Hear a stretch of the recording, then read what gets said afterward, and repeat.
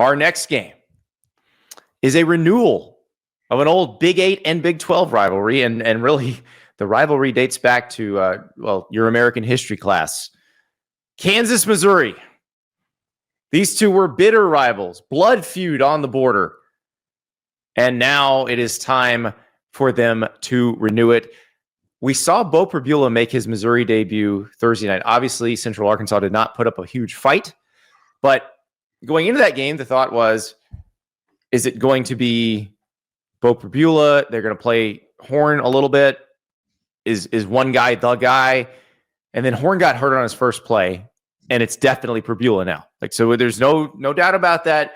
Beau Pribula is the guy. Their five-star freshman Zollers got in there at the end, but it's Beau Pribula against Jalon Daniels. Jalon Daniels has looked fantastic in 2 games so far. Remember, Kansas did play Fresno State in week 0, so he's got 2 games under his belt. I'm pumped for this quarterback matchup. I'm pumped for this matchup in general because you have a sleeper in the SEC that's been very consistent, and you have a team that, I think people forgot about after a slow start last year that might actually be pretty electric. Kansas has been lighting up the scoreboard again, and Jalon Daniels looks like peak Jalon Daniels at the moment. And I wonder if we're underestimating Kansas. I've been wondering this for 2 weeks, and we're going to find out the definitive answer on Saturday for sure. Which way are you leaning on this one, Andy? This is a hard one for me because I really like what Kansas is doing this year.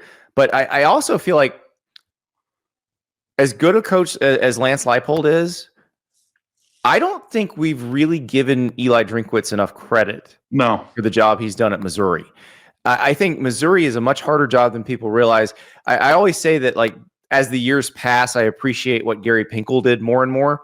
Mm-hmm. But Eli Drinkwitz has turned Missouri into a program where you kind of expect them to win 9 or 10 games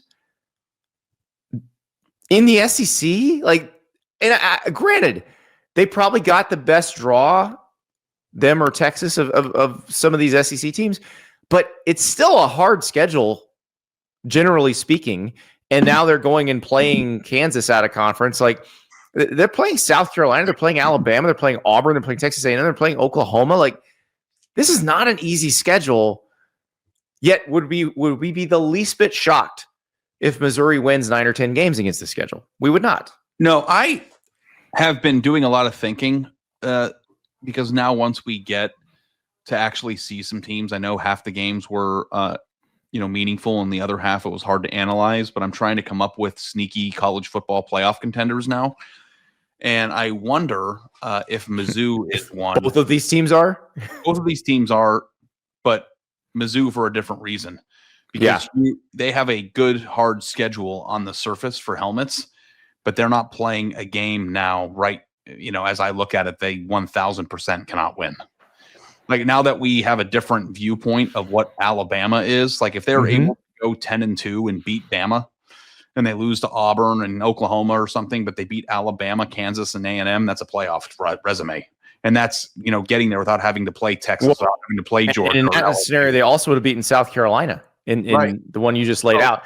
Those would be good quality wins, but there wouldn't be any giant there. There's no – okay, so Missouri might not be favored in all of those games. But Missouri's Missouri's within 1 touchdown. If we're making lines for all these games, Missouri's within one touchdown of everybody on this schedule, if not favored. Sponsored by Modelo. College football season upon us, and college football season is Modelo season. In fact, as I watch TCU and North Carolina tonight, I may go Modelo. I may go Modelo Negra. I don't know. I have not decided yet, but one of those Modelos is getting cracked as I watch Chapel Bill make his debut. Grab yourself a Modelo and stay game day ready all season long. Cold, crisp, refreshing. There is nothing better. For sure. And it's a I think it, without offending people, could be a fake good SEC schedule at the end of the year. We'll see how it plays out. South Carolina turned it on in the second half of the game that we were at yesterday. You know how I feel about Auburn, Oklahoma. We're going to find out about Saturday. A&M is still a mystery to me. But, none of these teams are Georgia, Texas, LSU, and Alabama isn't what we thought they were going to be. I think we can definitively say at this point. So they have a chance to look super impressive, even if what they're doing when we kind of find out all the results at the end of the year might not be. And that's like the perfect candidate to get in at 10-2. So I'm on high alert for Missouri. That said, I'm picking Kansas to cover in the game. Woo! There you go. I wish it was 7. I will point out one of my favorite players in the country is in this game, Daniel Highshaw at Kansas. He's a running back. He's a 220-pound running back.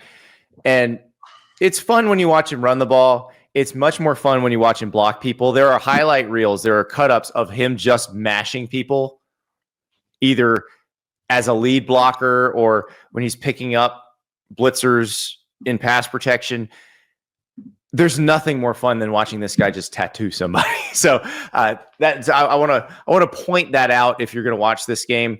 But this will be, I think, a pretty high scoring game and also just a fun game.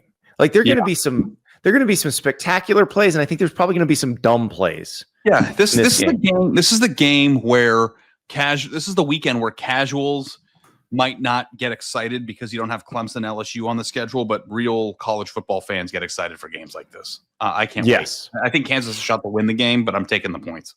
All right, so you are taking Kansas with almost a touchdown, which I don't blame you for. I'm going to take Missouri here. I think Eli Drinkwitz has something going there. And as much as I like Kansas, and as much as I do think Kansas is a potential Big 12 title contender, I think this Missouri team could be really good. And especially now, this will be the first week they go in there knowing, hey, this is our QB1. We're building this offense around Beau Pribula. And we're going to see what we can do with it. This is a true dual threat. He had a Vanilla Vic moment too, so I don't know if you saw that, but I mean that's what he was at Penn State. No, but this one that was the only way they used him at Penn State. We actually seen this before. Remember, Will Levis leaves Penn State after being used in that way, and becomes a starter at Kentucky and winds up being very good. Now, I'd say Pribula got to do more at Penn State than Levis did, because remember, Pribula had to go into the Wisconsin game last year when Drew Aller got hurt and basically lead the offense for the second half, and did it fine. Like helped them win the game, and it was not a game that they were just rolling Wisconsin. He had to be good in that game. So I am very excited for these quarterbacks, because is it possible, Ari, that we see a game where both quarterbacks throw for 200 and run for 100? I think it's possible. I want to watch that game. Yeah, I want to watch it. And look, that may be the one we're all locked in on at that point. I think this afternoon slate, it's one of those that we're not sure where we're going to be. This is the one I think we're all going to be locked in on. We're all going to be tweeting about, and we're all going to be like, oh man, both these teams are fun to watch. But yeah, I will take Missouri to cover. I realize it's a lot of points, but I got faith in Eli Drinkwitz.